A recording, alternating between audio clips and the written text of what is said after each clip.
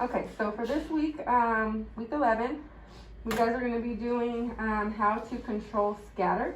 So we're going to be using the abdomen phantom, but we're just going to be doing the x-ray of the hip area. So we're going to be taking a 10 by 12. Lengthwise, making sure your arrow is at the top. You're going to use your CR is going to center at the femoral head. And then you're going to just collimate to your part side to side. You're going to make sure you place your marker in the top right or left corner of the IR, depending on if you're doing the right hip or the left hip. We're going to be using, we're going to be doing 2 exposures per group. The first one is going to be just with the IR. You're going to do a 70 kVp, 200 mA, and 30 mass.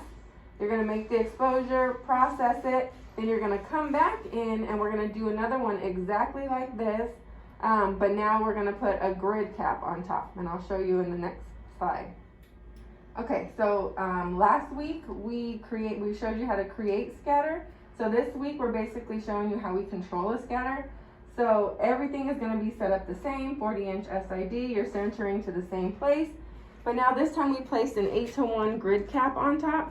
So remember, without the grid, you're going to have your exposure, you're going to have all the interactions, and you're going to have scatter hit your plate directly.